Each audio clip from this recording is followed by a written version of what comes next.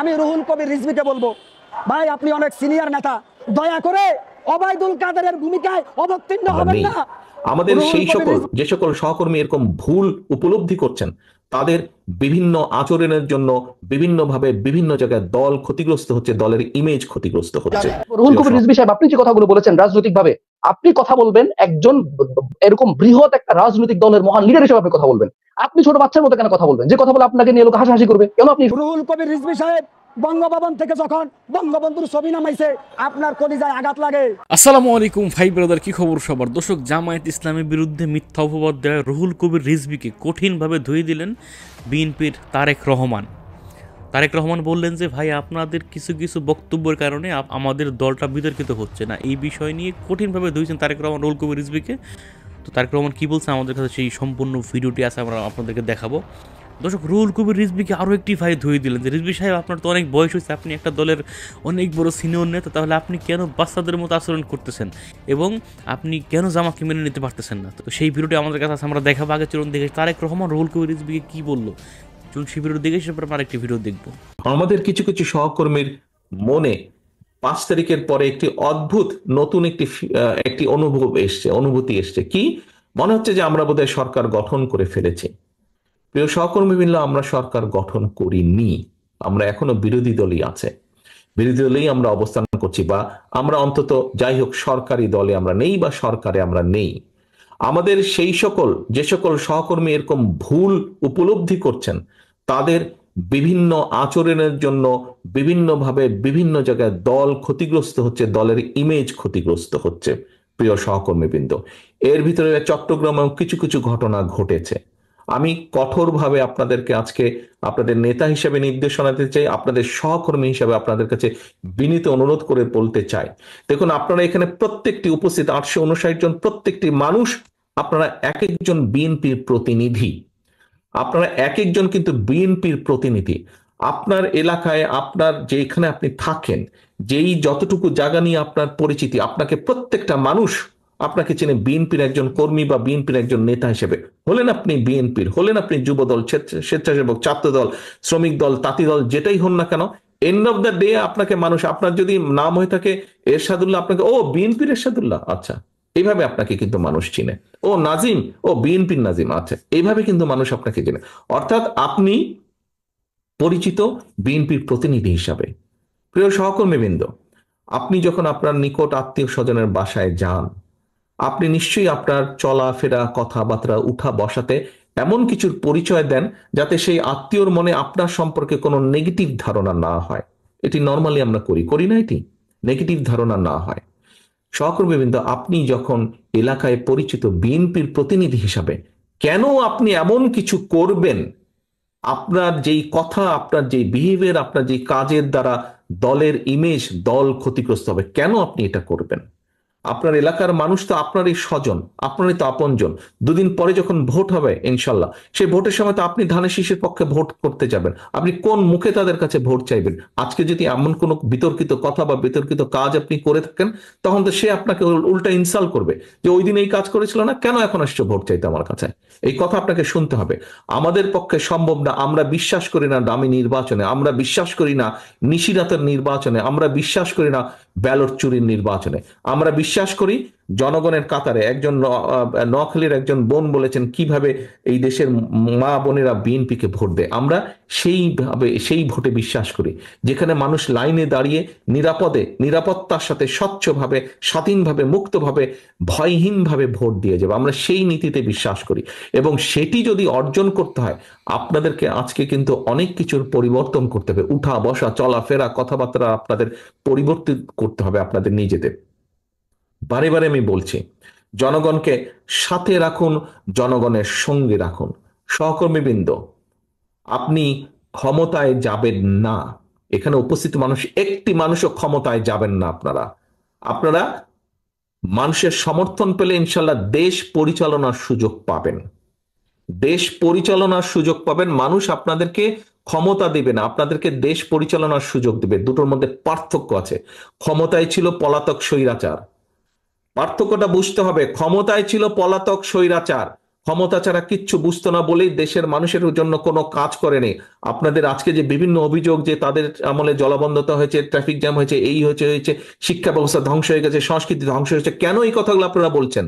এই জন্য আপনারা এই কথাগুলো বলছেন যে ওরা ক্ষমতায় ছিল, ওরা জনসমর্থনে দেশ পরিচালনার সুযোগ পায়নি, ক্ষমতা দখল করে ক্ষমতায় ছিল। আমরা দেশ পরিচালনা। দর্শক আপনারা এখানে দেখতে পেলেন, এখানে জনাব তারেক রহমান, রুহুল কবির রিজভী সহ আরও যারা নেতাকর্মী আছে উল্টাপাল্টা বক্তব্য দিচ্ছেন এবং মানে দলের একটা ভাবমূর্তি নষ্ট করতেছেন, এদেরকে কঠিনভাবে ধুয়ে দিলেন তারেক রহমান। তো আপনারা এখানে শুনতেই পেলে আপনারা আপনাদের মূল্যবান মতামত লিখে যাবেন কমেন্টে। আসলে ভাই তারেক রহমান কিন্তু কখনো বিতর্কিত বক্তব্য দেয় না, তিনি তার জায়গায় মানে তিনি যে একটা মেন লিডার, তিনি তার জায়গায় ঠিক আছেন, এর জন্য তাকে স্যালিউট জানাই। তবে কিছু কিছু আপনার নেতাকর্মীরা, হ্যাঁ, তাদেরকে আমরা পাতি নেতা বলি, তারা উল্টাপাল্টা বক্তব্য দিয়ে বিএনপিটাকে বিতর্কিত করে ফেলছে আর কি। হ্যাঁ, যেরকম আমাদের রুহুল কবির রিজভী, তিনি বক্তব্য দিবেন, ঠিক আছে, জামাতের বিরুদ্ধে বক্তব্য দিবেন, একটা দল গঠনমূলক সমালোচনা হতেই পারে, তবে তবে ভাই মিথ্যা অপবাদ দিয়ে তো ভাই হবে না। তিনি বললেন শিবির রক কাটে এবং জামাতের একজন নেতা বলে দিলেন যে শিবির রক কাটে, একটা প্রমাণ দেন, না হলে প্রমাণ দিতে পারলে আমরা রাজনীতি বাদ দিয়ে দেবো। আজ পর্যন্ত রুহুল কবির রিজভীর কোনো কথাবার্তা নাই। তো এরকম ভিত্তিহীন কথাবার্তা বললে তো দল বিতর্কিত হবেই। দেখ দর্শক, একটা দলের কত দোষ আছে সেই দোষগুলো ধরেন, মিথ্যা বলার কি দরকার। দেখ দর্শক, চলুন আমরা আরেকটু ভিডিও দেখে আসি। সেখানে একটি ভাই টকশোতে আমাদের রুহুল কবির রিজভীকে ধুয়ে দিচ্ছেন, কারণ তিনি ওখানে বলতেছেন যে রুহুল কবির রিজভী, আপনি এত বড় একজন নেতা এবং আপনার রুহুল কবির রিজভীর কিন্তু অনেক ভূমিকাও আছে। তিনি একসময় গুলিবিদ্ধ হয়েছিলেন আন্দোলন করতে গিয়ে, তার অনেক বরত্বের কথাবার্তা কিন্তু আমরা শুনতে পাই। তবে তিনি এত বড় একজন দলের নেতা হয়ে, এত বড় একজন মাথা হয়ে, তিনি কেন বাচ্চাদের মতো জামায়াতের বিরুদ্ধে লেগেছেন, তা আবার মিথ্যা অপবাদ দিয়ে, এরকমই বলছেন সেই ভাই। চলুন আমরা সেই ভিডিওটি দেখে আসি। বিরোধিতা করেছে, পায়ের রক কাটে, তাদেরকে তো জনগণ ঠিকই জানে। রুহুল কবির রিজভী সাহেব, আপনি যে কথাগুলো বলেছেন রাজনৈতিক ভাবে, আপনি কথা বলবেন একজন এরকম বৃহৎ একটা রাজনৈতিক দলের মহান লিডার হিসেবে আপনি কথা বলবেন। আপনি ছোট বাচ্চার মতো কেন কথা বলবেন? যে কথা বলে আপনাকে নিয়ে লোক হাসাহাসি করবে, কেন আপনি এই সমস্ত কথাগুলো বলবেন? আপনি কেন জামাতকে আপনার প্রতিপক্ষ হিসেবে আপনি নিয়ে দাঁড় করাচ্ছেন? আপনি এই বাংলাদেশে ফ্যাসিজমের বিরুদ্ধে কি আপনার একসাথে লড়াই করার নাই? ৭১-এর চেতনাকে এখনো পর্যন্ত আমরা বিক্রি করি কেন? যে ৭১-এর চেতনা শব্দটার সাথেই তো ফ্যাসিজম এটার সাথে সংশ্লিষ্ট। 71-এর চেতনা বিক্রি করে মুজিবীয় আদর্শের লোক যারা, হাসিনা দীর্ঘদিন যাবৎ বাংলাদেশ থেকে বিলিয়ন বিলিয়ন ডলার পাচার করেছে। আজকে যারা বিএনপির রাজনৈতিক ব্যক্তিবর্গ আপনারা যারা আছেন, আপনারা সেই চেতনা যদি আপনারা যদি শহীদ জিয়ার আদর্শের লোক যদি হয়ে থাকেন, শহীদ প্রেসিডেন্ট জিয়াউর রহমানের আদর্শকে যদি আপনারা ওন করে থাকেন, তাহলে আপনারা 71-এর চেতনা বিক্রি করেন কিভাবে? আপনারা 71-এর চেতনা দিয়ে আপনার প্রতিপক্ষের রাজনৈতিক দলকে আপনি ঘায়েল করতে চান কেন? এটা কেন আপনার রাজনৈতিক বক্তব্য হবে? আপনি এটা কেন পরিহার কথা বলেন? আমরা সবাই আমাদের দেশকে ভালোবাসি এবং দেশকে যারা ভালোবাসে না ওরা দেশ থেকে অলরেডি পালিয়ে চলে গেছে। দেশকে যারা বিক্রি করে দিয়েছে, দেশকে যারা বিলিয়ন বিলিয়ন ডলার যারা মুজিবীয় চেতনা বিক্রি করে খেয়েছে, তারা কিন্তু অলরেডি পালিয়ে গেছে। এবং এই ছাত্র আন্দোলনের জুলাই আগস্টের বিপ্লবে কিন্তু তারা লেজ গুড়িয়ে পালাতে বাধ্য হয়েছে। আমি এখানে সালাউদ্দিন আইয়ুবে জামাতের প্রতিনিধিত্ব করছেন, উনি কথা বলছেন। আমি ইন্ডিপেন্ডেন্ট একজন অ্যানালিস্ট হিসেবে আমি দু একটা পয়েন্ট একটু কথা বলবো, যে আমরা সাম্প্রতিক সময়ে যে বিষয়গুলো নিয়ে, বিশেষ করে 5ই আগস্টের পর থেকে যে বিএনপি এবং জামাত ইসলামী বাংলাদেশের বর্তমান সময়ের প্রধান দুটি রাজনৈতিক দল, তারা যেভাবেই একজন আরেকজনকে পক্ষে বিপক্ষে পলিটিক্যাল যে অ্যাটাকিং, যেটা এই বিষয়টা আসলে জনগণ কতটুকু নিচ্ছে বা এটা কতটুকু সমুচিত, এই বিষয়গুলো আমাদের কতটুকু পরিহার করা উচিত, আমি এই পারপাসে একটু কথা বলবো। আমি প্রথমত একটা বিষয় আমার কাছে খুব অড লাগে, এটা নিয়ে আমি একটু বলি। সেটা হচ্ছে আমরা ৭১-এর চেতনাকে এখনো পর্যন্ত আমরা বিক্রি করি কেন? যে ৭১-এর চেতনা শব্দটার সাথেই তো ফ্যাসিজম এটার সাথে সংশ্লিষ্ট। 71-এর চেতনা বিক্রি করে মুজিবীয় আদর্শের লোক যারা, হাসিনা দীর্ঘদিন যাবৎ বাংলাদেশ থেকে বিলিয়ন বিলিয়ন ডলার পাচার করেছে। একমাত্র 71 স্বাধীনতা যুদ্ধের অবদানকে তার পরিবারেরই সম্পত্তি মনে করে এদেশের বাকি যত জনগণ আছে, যত রাজনৈতিক দল আছে, কাউকে কোনো প্লেস দেন নাই। শেখ হাসিনা যতদিন ক্ষমতায় ছিল ততদিন প্রকৃত স্বাধীনতার ঘোষক কে, এটা নিয়ে বারে বারে ইতিহাস চেঞ্জ করেছে, বক্তব্য চেঞ্জ করেছে। বাংলাদেশের স্বাধীনতা যুদ্ধকে, স্বাধীনতা যুদ্ধের ইতিহাসকে, স্বাধীনতা 71-এর পুরো ইতিহাসকে সে কলঙ্কিত করে একটা বিতর্কিত হিসেবে দাঁড় করিয়েছে। সেই 71-এর চেতনা বিক্রিতে আমরা কেন যাব? আমি যদি অ্যাজ অ্যান অ্যানালিস্ট আমি যদি একটু বলি যে 71-এর চেতনা এখন যারা বিক্রি করতে চাবে, সেটা বিএনপি হোক, সেটা জামাত হোক, এটা কারোর জন্য সমীচীন নয়। এবং এই 71-এর চেতনা বিক্রির সাথে দেশকে লুট করার, দেশে গুম খুন হত্যার রাজনীতির একটা সংশ্লিষ্টতা আছে। সুতরাং 71-এর চেতনা বাংলাদেশের, আপনারা যারা বিএনপি এবং জামাত ইসলাম আপনারা যারা রাজনীতি করছেন, আপনারা এই চেতনাকে বিক্রি করার সেই মেসেজ আপনারা যাবেন না। আমি আরেকটু ডিফারেন্ট যদি আমি আগাই, 71 নিয়ে ধরলাম জামাত ইসলামী রাজনৈতিক ভাবে 71 জামাত ইসলাম বিরোধিতা করেছে, বা জামাতের পক্ষে এটা নিয়ে তাদের ব্যাখ্যা বা রাজনৈতিক ব্যাখ্যা যেটা থাকা সেটা আছে।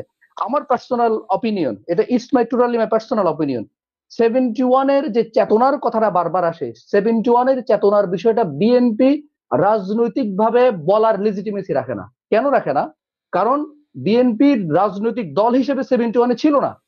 বিএনপির প্রতিষ্ঠাতা শহীদ প্রেসিডেন্ট জিয়া। দর্শক আপনারা এখানে দেখতে পেলেন এই ভিডিওটি, তিনি এখানে গুরুত্বপূর্ণ কথা বললেন। যাই হোক দর্শক, তো আমাদের কথা কি ভাই, রাজনীতি তো রাজনীতিতে আলোচনা সমালোচনা হবেই, তবে গঠনমূলক হলে সেটা ভালো। মানে এরকম আপনারা আলোচনা সমালোচনা করবেন না যাতে পরবর্তীতে আর মানে মুখামুখি হওয়ার কোনো পরিস্থিতি না থাকে, এরকম কিছু করার দরকার নাই। গঠনমূলক সমালোচনা করতে হবে, আর মিথ্যা অপবাদ কেউ কারোর উপরে দিবেন না। মিথ্যার রাজনীতি ভালো না ভাই, মিথ্যার রাজনীতি করতে করতে ধ্বংস হয়ে গেছেন আমাদের চোখের সামনে। কে বলেন তো? আওয়ামী লীগ এবং শেখ হাসিনা তার দল। তো মিথ্যার রাজনীতি করলে এভাবেই মানে ধ্বংস হয়ে একেবারে জাতির সামনে পৌঁছে যেতে হবে। এর জন্য মিথ্যার রাজনীতি আমরা বাদ দিয়ে সত্য নিয়ে রাজনীতি করি। হ্যাঁ, মানে সত্য নিয়ে রাজনীতি করব, ভালো হলেও ভালো, মন্দ হলেও ভালো, বুঝলেন না? সত্য থাকলো তো।